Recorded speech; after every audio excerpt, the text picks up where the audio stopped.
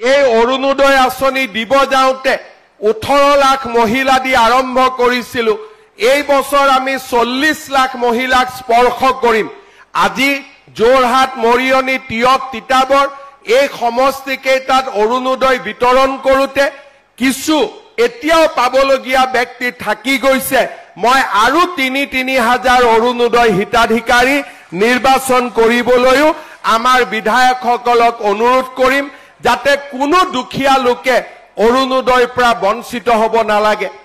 আমাৰ প্ৰধানমন্ত্ৰী ডাঙৰীয়াই আপোনালোকৰ হাতত এখন ৰেচন কাৰ্ড দিছিলে, চাউলেদি আমি আৰম্ভ কৰিছিলোঁ। এতিয়া ৰেচন কাৰ্ডখন থাকিলে আমি 5 লাখ টকালৈকে আমি আমাৰ চিকিৎসা বছৰত আমি বিনামূলীয়াকৈ কৰিব পাৰোঁ। অসমৰ ৰাইজে বিনামূলীয়াকৈ চিকিৎসা লোৱাৰ ফলত এই বছৰ কেন্দ্ৰ আৰু ৰাজ্য চৰকাৰে আমি হস্পিটালসমূহত 1000 কোটি টকাৰ বিল আদায় দিছোঁ। অৰ্থাৎ আজি জনগণৰ স্বাস্থ্য আৰু জনগণৰ শিক্ষা দুইটাৰ দায়িত্ব আজি ৰাজ্য চৰকাৰে গ্ৰহণ কৰিছে।